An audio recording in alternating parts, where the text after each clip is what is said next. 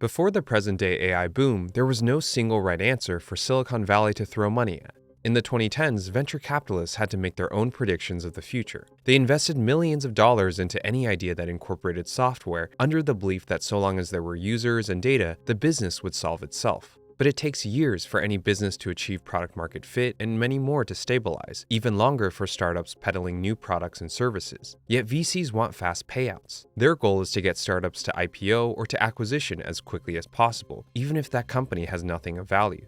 With so much cash at hand, VCs drove enormous fundraising sprees, aggressive spending, broken unit economics, and manufactured hype for their startups in mainstream media. Under this playbook, every turd of a product was polished to look like an innovation, every startup was high growth, every market was valuable, and every founder was sold as the next Steve Jobs. Of all the dumb startups of the last decade, there were few as ridiculous as scooters. Emboldened by the low interest rates and mainstream tech hype, VCs proclaimed that scooters would disrupt walking. In their crystal balls, humans would no longer need to use their two legs to walk a few blocks when a scooter could do the same in a quarter of the time. The golden child of tech startups in this era were Uber and Airbnb, who had each surged to insane valuations.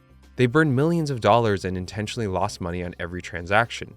This way, consumers would associate that Uber and Airbnb were cheaper than taxis and hotels. Both startups skirted regulation, they launched everywhere without notice, and they settled with governments only after public pushback.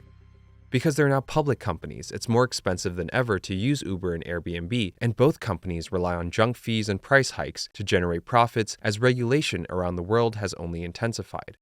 Scooter startups into the 2010s took a page right out of this playbook to move fast, break things, and ask for forgiveness, not permission.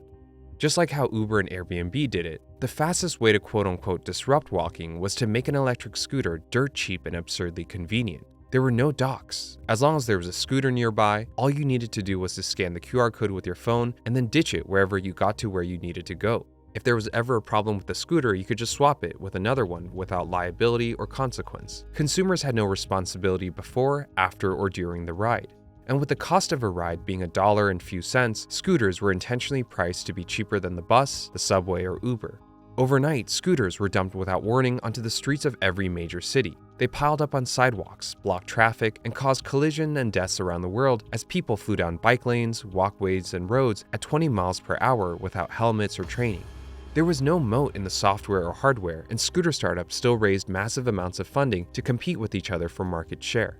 They all competed in a race to the bottom. They all bought more scooters from China than they ever needed. They dumped more of them into cities to drive convenience. They threw greater discounts at consumers to drive usage. And they paid gig workers generous bonuses to ensure that the scooters would be recharged and redistributed overnight so that consumers could use them again the next day. While municipalities all around the world were still trying to figure out regulation, venture capitalists had already come up with a grand name for this new market that they had created.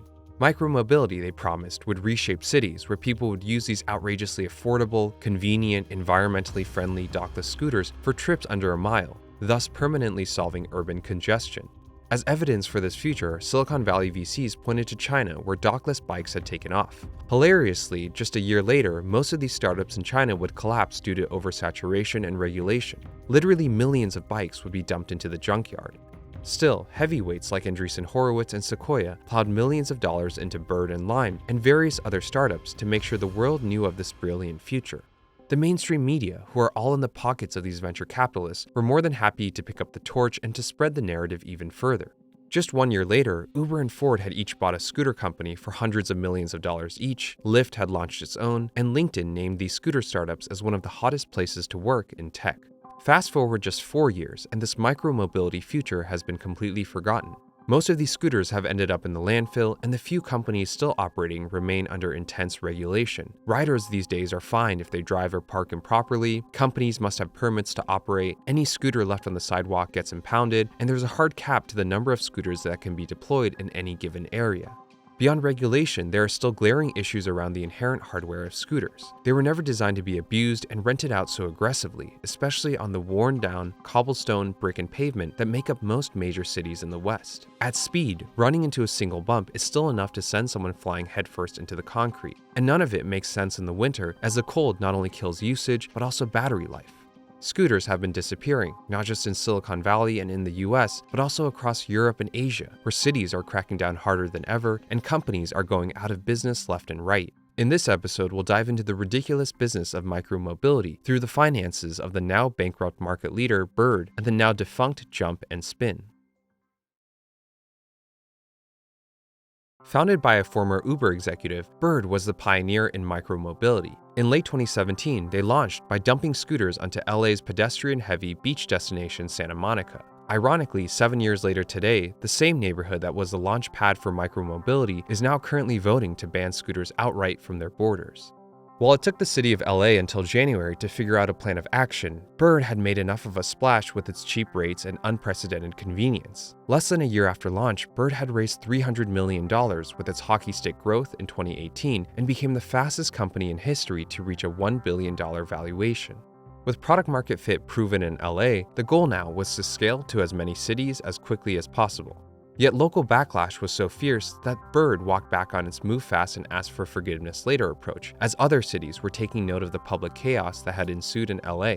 As more VCs jumped into micromobility and funded competitors, it became an arms race to see who could get the most scooters in as many cities as possible in the shortest period of time.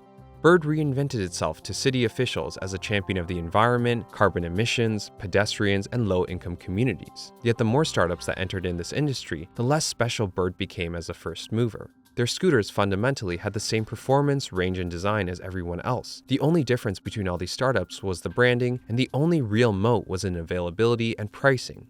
Since no one could predict where these scooters would end up after a trip, and few people were going to travel out of their way to use a scooter, Bird needed hundreds of scooters in any given city to deliver on its promised ease of use. In 5 years, Bird had scaled its fleet from 250 in 2017 to over 98,000 scooters across 400 cities worldwide. This means that each city has on average at least 200 Bird scooters on the streets at any given time. That number would be even higher if the company actually reported the reserves that they have in storage and repair. Bird grossed $79 million in revenue in 2018, making its $2 billion valuation that year at 25 times revenue. Just 1 year later in 2019, Bird had nearly doubled its revenue and was valued at $2.5 billion at 16 times revenue. These multiples ultimately were not that out of place in the fundraising landscape of the mid to late 2010s. Bird boasted that its customers were on average riding a scooter 6 times in a single day. Yet the official audited financials show a very different reality. The average Bird scooter was only being used at most 3 times in a single day, and that number has been going down long before COVID and now even after. It would be considered an outlier if any given Bird scooter got used more than twice in a single day these days, which is disturbingly low for a rental asset. When we combine that with the statistic that the average ride lasts just 12 minutes, this means that the average Bird scooter is only used 12 minutes in a single day and then sits idle for the other 23 hours. And since all these scooters are powered by lithium-ion batteries, their charges naturally drain overnight, even when they're not used. Thus, these same scooters have to keep getting charged just so one person can rent them out for 12 minutes the next day. The implied consumer behavior is equally worrying. If the average scooter is only getting used once a day, then people are only using them as a one and done. Thus, it's not an issue of availability or regulation. Increasing fleet sizes won't drive greater usage if people are only treating these scooters as opportunistic one-ways rather than routine round trips. Bird's most impressive statistics was its rides, having grown from 24 million in 2018 to 47 million by 2022. But what was wacky was the unit economics. No matter how the company sliced and diced it, none of it looked viable. Even the company's own non-GAAP cherry-picked adjusted EBITDA that it wanted investors to focus on as a quote-unquote better measure of business health and future prospects were just as ugly. In 2018, the average Bird ride cost $3.30. By 2022, the cost of a ride had grown 90% to $4.97 as the company was under pressure to demonstrate smaller losses. Bird had gone public in late 2021, having burned through most of its billion-dollar war chest and had been prodded by its existing VCs to IPO while its shares were still worth something. Despite increasing the price of a ride by nearly 100% in 5 years, Bird was still just as unprofitable as ever, with annual operating losses of $200 million. Then again, as a meaningless consolation prize, most of the tech unicorns from that same era weren't faring any better.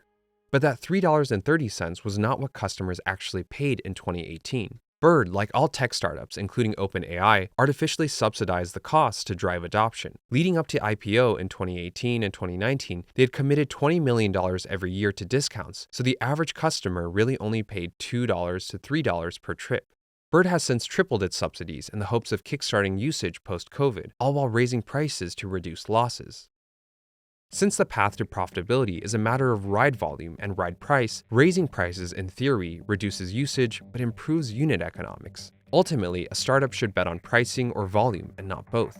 That's what Uber, Airbnb, and DoorDash have done in recent years. They first bet on volume, and now they're betting that their customers will stick around despite the price hikes, junk fees, and policy changes. Bird is in this strange position where they're too scared to commit to pricing or volume. They've raised prices to cut losses, but they're also too scared to remove the subsidies, discounts, and promotions out of fear of losing customers. Since 2018, customers have only really paid 80% of their quoted trips, and Bird proactively eats the other 20% so their customers feel like they're getting a deal.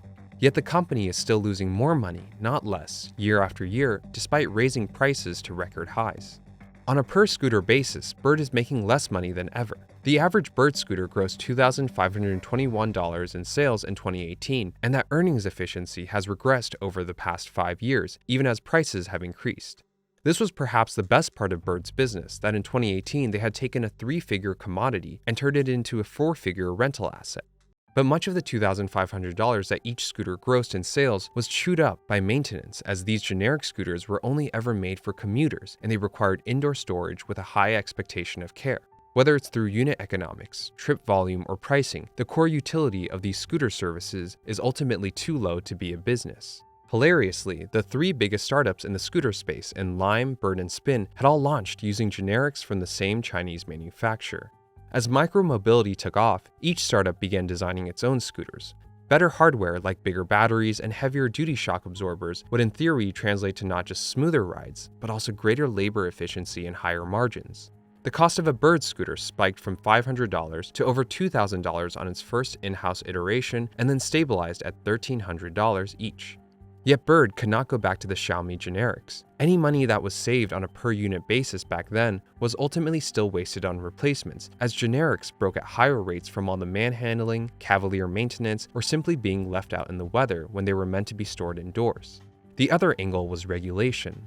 Cities had initially focused their efforts supply side in limiting volume, the number of companies, and areas of deployments. But as injuries and fatalities continued to pile up, municipalities shifted their focus to protecting the public from riders. To secure the necessary permits, Bird and its rivals had to play ball and to demonstrate advancements in product safety.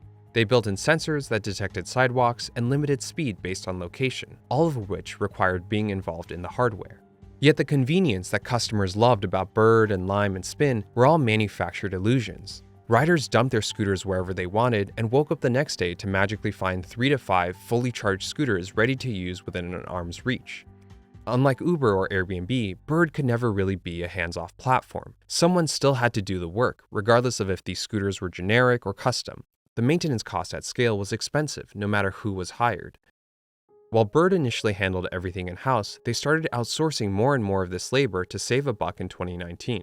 Gig workers drove around cities in the dead of night, picked up the scooters that had been dumped throughout the day, charged them at home using their own utilities, and dropped them off at the hotspots before the morning. Like early Uber drivers or Airbnb hosts, the first wave of gig chargers made easy money off of all the generous promotions. But as the pressure for profits grew and the cost of vehicles went up, these bonuses dried up and something had to give. Bird began offloading not just the manual work, but also responsibility to squeeze better margins. In late 2019, Bird took a page straight out of McDonald's playbook with franchising. Freelancers would now be paid by performance rather than being paid by gig. Bird appointed quote-unquote fleet managers in every city and supplied them with 100 scooters at no cost. Just like how McDonald's takes a royalty off of every item sold, Bird took 20% off every ride and the local operators got to pocket the other 80%. But in exchange for a majority revenue share, fleet managers became financially liable for every aspect of availability. If these scooters weren't getting rented out, then no one made any money. But since these vehicles were sunk costs for Bird, the only real sucker here were the fleet managers. Bird, in effect, was renting scooters in bulk to a designated few, who would then rent it out one at a time to the general public. The 80% upside was enough to convince gig workers to become fleet managers, to work for longer hours unsalaried, and to deliver higher availability without any direct cost to the company. Despite passing on costs to contractors, Bird's gross margins were hard stuck at 50%. If we calculate maintenance by unit economics, the math is equally appalling. A single Bird scooter, as covered before, grosses roughly on average $2,000 a year. The cost of the scooter itself hovers around $1,300. The cost of maintenance on a per-vehicle basis hovers around $1,000, meaning that even with outsourcing everything to gig workers, subsidizing rides by 20%, increasing fleet sizes, and improving the hardware, Bird still loses money on every vehicle. We can try to gauge what price customers would have to pay in order for the company to properly break even on a per-vehicle basis. Because physical depreciation is such a big part of this business, whether through wear and tear, vandalism, theft, or abuse, we'll define break-even as making enough gross profit to cover the cost of a replacement. Assuming that fleet sizes and usage remains identical at less than twice a day per scooter, customers would need to pay $8 a trip, 60% more than what they pay now, and on par with a 1-mile Uber. In contrast to Uber or Airbnb, who are generating enough cash but not keeping enough of it, Bird's issue was twofold. They weren't creating enough value or capturing enough of it. Despite investing $40 million year after year into R&D, Bird's best and latest models could only boast a lifespan of 3 to 4 years, which after wear and tear is a lot closer to 1 to 2. The company had been spending $100 million every year on new scooters just to keep their fleets online, and the differences between models went largely unnoticed by the average consumer. To squeeze more sales out of a sunk cost, they started selling new scooters for private use, but the gross margins were grotesque at 3 to 9%. Bird didn't dare to sell their own scooters at a premium because of how unfit they were for personal use. They couldn't be folded, there were no displays, and they were absurdly heavy and engineered only to go fast in a straight line and could only work with the Bird app. At this point in 2022, the writing was clearly on the wall. There was no way for Bird to cut costs any more than they already had, and no way to make any more money from what they had built. The apple doesn't fall far from the tree. At the peak of the micro-mobility hype in 2018, Uber bought Jump for its electric bikes and scooters for $200 million, despite the fact that Jump only generated $17 million in revenue that same year. After 3 years, Uber had seen everything it needed to. Jump lost twice as much money as it made every year, and there was no shot they would ever be profitable. Uber sold off Jump to Lime at a loss and dumped its thousands of red bikes and scooters into the landfill. Ford, on the other hand, had been desperate to reinvent itself in the eyes of Wall Street as a forward-thinking, tech-first car manufacturer. Fooled by the VC hype, Ford bought Spin for $100 million, and the scooter startup lost millions of dollars year after year for 4 years straight alongside its autonomous division, until new leadership finally decided to pull the plug in 2022. By late 2023, Bird had tumbled to penny stock, was delisted from the NASDAQ, and had declared bankruptcy. The company has since been taken over by Bird Canada, an independent partner who's insisted that they've cracked the code to profitability up north. They've since exited cities, leaned into bikes rather than scooters for Europe, stopped selling scooters for personal use, and concentrated its efforts on generating profits in American metros. The venture capitalists who sparked all this nonsense in the first place had already cashed out long ago at IPO. What Bird or Lime is doing now is of no consequence to them. These same VCs are now too busy evangelizing AI to think of anything else. When we look at the former upper management of these scooter startups, these same founders and executives today are now also working at AI startups. They were never passionate about transit, congestion, or the environment. Just like the venture capitalists who funded them, micromobility was just the latest pump and dump, and they were smart enough to get out while their shares were still worth something. Humans without scooters remain just as competent as ever, using their 2 legs and feet to walk around, and cities are functioning just fine as they've done for centuries before Silicon Valley.